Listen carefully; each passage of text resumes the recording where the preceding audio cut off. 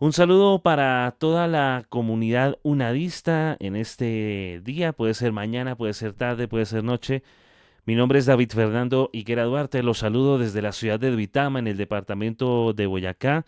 Soy estudiante de Comunicación Social de la Universidad Nacional Abierta y a Distancia UNAD. Y en este día y en este video y durante los próximos minutos quiero reflexionar sobre la relación entre la sociedad moderna y también los contenidos informativos durante los conflictos sociales y políticos en la América Latina de los años 60 y 70. Concretamente hablando de uno de los personajes amado por unos, pero odiado por muchos tantos, Ernesto El Che Guevara, tomando como punto de base un documental que a mí me ha llamado la atención tremendamente y es el documental de Pacho O'Donnell, El día que mataron al Che. Me llamó la atención y antes de entrar con el andamiaje que tengo aquí, quiero dar una apreciación personal y es que siendo el Che Guevara argentino, siendo médico de profesión, pero que posteriormente abrazó el ser revolucionario, inspirado entre muchos y factores y fuentes de inspiración, por así decirlo, la Cuba que dominaba Fidel Castro, la revolución castrista, fue una de las tantas premisas que tuvo el Che Guevara para inspirarse en sus pretensiones de hacer lo mismo con prácticamente toda la región de Sudamérica y aún más allá, empezando desde su natal Argentina, de donde era oriundo este ex médico y líder de la revolución de su tiempo, de la cual se le conoce y que no es muy necesario ahondar mucho en la historia, porque hay muchas fuentes, muchos videos en YouTube respecto al tema, pero solo quiero dar mi apreciación. Incluso en Bolivia, donde fue asesinado, en el mismo lugar donde lo abatieron, donde trajeron sus restos, es un lugar de culto prácticamente. La gente en Bolivia, en esa zona en concreto, fue allí venerado, casi como un santo, podríamos decirlo así, venerado con velas, le tienen altares y me atrevo a decir, y discúlpeme que lo haga a título personal, pero a poco de ser quizás beatificado, el nivel de adoración de los bolivianos al Che es impresionante. Pero bueno, no quiero centrarme en eso, me quiero centrar en mi percepción detrás de el documental de O'Donnell, el día que mataron al Che.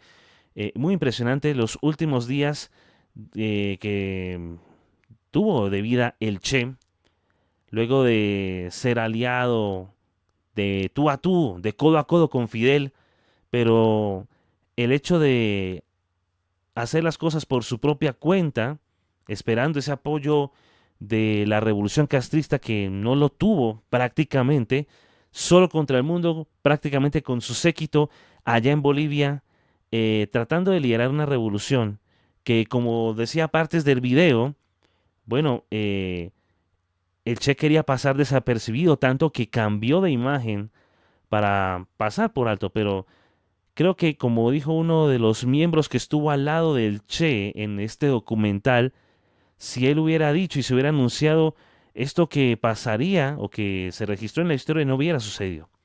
Pero hablemos un poco del contexto histórico, y es que durante las décadas de 1960 y 1970, América Latina vivió una efervescencia política muy particular.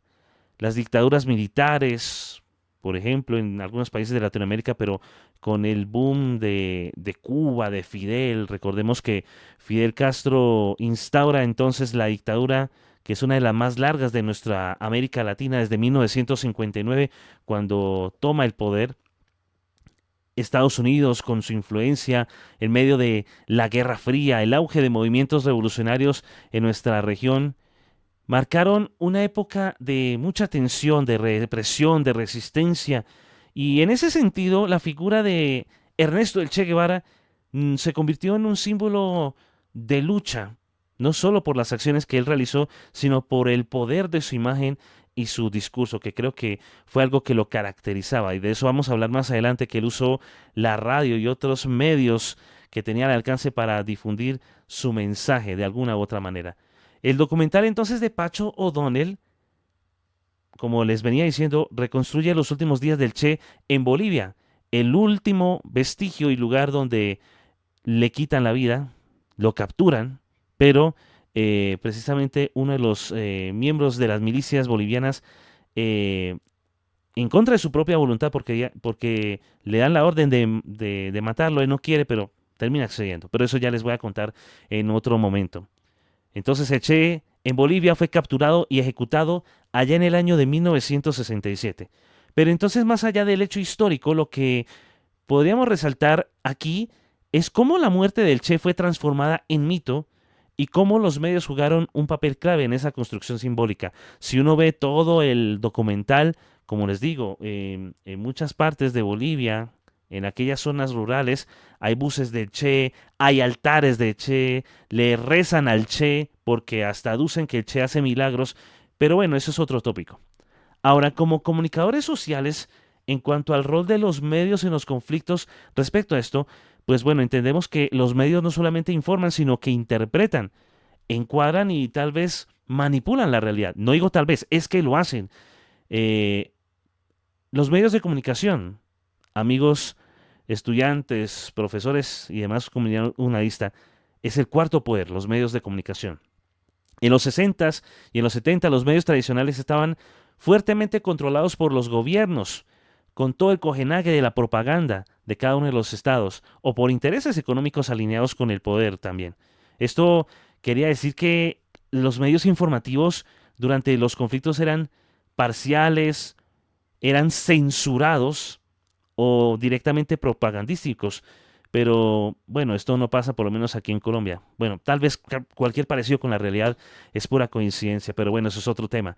En el caso del Che, la figura del Che Guevara fue demonizada, detestada por unos, glorificada por otros. Era lo que yo decía acerca del Che, que lo tienen casi como un santo en Bolivia, como un objeto de culto. Mientras los medios oficiales lo presentaban como un terrorista, los movimientos populares lo veían como un mártir, como un prócer, casi como un mesías, si me permiten la expresión. Esta cuestión, esto, qué sé yo, una dualidad, muestra cómo la información se convierte en un arma ideológica. Algo diferente hoy, tal vez diferentes protagonistas, diferentes escenarios, pero la esencia es la misma. Quien tiene un medio de comunicación tiene el poder. Y eso es otro asunto de otra tarea dentro de este marco de esta materia que tiene que ver con Trump y cómo usa los medios para darse bombo y para cambiar la dinámica, pero es otro tema. Ahora, volviendo al Che, no fue un guerrillero nada más, fue un comunicador.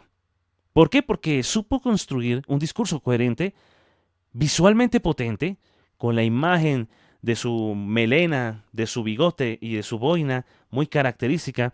Cuando uno, por ejemplo, pasa por la Universidad Nacional de Colombia, es icónico el graffiti del Che en una de las zonas más importantes de la universidad, por ejemplo, en Cuba y en otros lugares.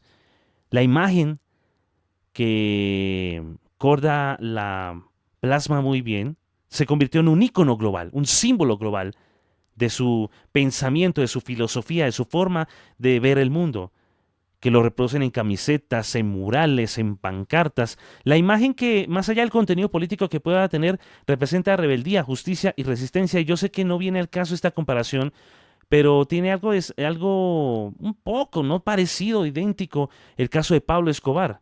Aun cuando se prohíbe por ciertas dinámicas de tipo legal tal vez que la imagen de el capo del cartel de Medellín aquí en Colombia esté. Hay mucha gente que lo tienen en los buses, en los colectivos, en las motocicletas, en las camisetas, la distintiva foto de la cédula de ciudadanía del capo, muchas cosas. Pero bueno, algo así pasa y sigue pasando en muchos rincones del mundo con la imagen del Che. Rebeldía, justicia y resistencia. El documental de O'Donnell, yo como lo veo y como lo vi, muestra cómo, incluso después de la muerte del revolucionario, su figura fue resignificada por los pueblos. Era lo que yo les decía desde el principio. Hablamos de un hombre objeto de culto, de una imagen objeto de culto. En Bolivia, por ejemplo, y como les dije al principio, los campesinos lo veneran como un santo. Y perdónenme que sea un poco escueto en mi comentario ya quizás a esto hace tiempo atrás de que el Papa de turno lo beatificara. Bueno, eso pasó en el caso del Papa Francisco cuando alcanza a beatificar a José Gregorio Hernández, si no me falla la memoria. Ahora bien, les digo, era un santo o es un santo por los campesinos bolivianos, es su percepción. En el mundo, el rostro del Che sigue siendo un símbolo de lucha. Esto puede hablar del poder de los símbolos en la comunicación social, porque no es solamente palabras que yo transmite a través de un micrófono como lo hago yo y a través de una cámara y a través de una plataforma como YouTube, sino que la comunicación social o el saber comunicar habla del simbolismo y de cómo un mensaje puede trascender el tiempo y el espacio. Como les digo, desde los 60, 70 y ahí en adelante, y aún hasta el sol de hoy, la imagen del Che es irreconocible, o más bien, se puede reconocer con facilidad, disculpen ustedes. Entonces, ¿yo qué pienso como comunicador social respecto a esto? Pues la responsabilidad de uno no es solo dar una información, sino cuestionarla, contextualizarla y darle voz a quienes no la tienen. Yo trabajo en un medio de comunicación confesional aquí en la ciudad de Duitama y tenemos una franja informativa, un magazine informativo, y comprendo a pleno esto que estoy abordando en cada una de las materias, sobre todo las materias afines a comunicación social aquí en la UNAD.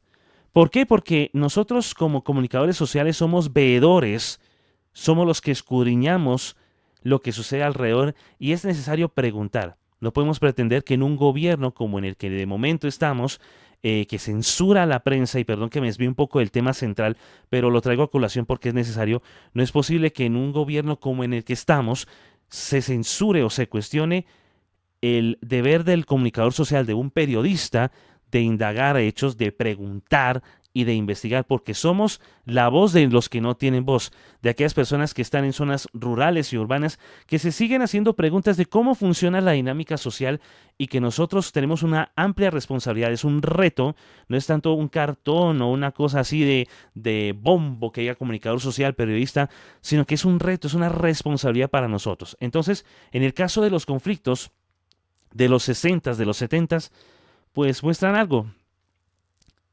La verdad no siempre está en los titulares. Muchas veces hay que buscarla en la memoria colectiva, en las márgenes, en los testimonios de las personas que están ahí en primera plana, ahí en el no viendo los toros, disculpen, no viendo los toros desde la barrera, sino estando ahí, al frente, capoteando el asunto. Entonces, en una era como la digital, con toda la cuestión de las redes sociales, de las plataformas digitales, de la inteligencia artificial, tenemos herramientas potentes que podemos usar correctamente para democratizar la información, para cotejarla y para vencer la desinformación, como lo he estado viendo en otra de las materias que estoy viendo al momento es que estoy grabando este video. Pero hay nuevos desafíos que debemos enfrentar, por ejemplo, como les dije, la desinformación, derribar esa cuestión de que yo consumo un contenido en TikTok, en Facebook, en Instagram, en WhatsApp y me lo creo de una. No, hay que escudriñar las fuentes y ver si eso que estoy consumiendo, si eso que estoy viendo es verdad o no. Las noticias falsas, las fake news, la polarización. Entonces, haciendo ese contraste y volviendo al Che, porque del Che hablamos y al Che volvemos, el legado de este hombre, Ernesto Guevara, y de esa época de revolución, tiene que invitarnos a pensar de una forma crítica, comunicar con ética y no olvidar que detrás de cada conflicto, sea lo que sea, hay vidas, hay civiles, disculpen, historias, hay luchas que merecen ser contadas con respeto y profundidad.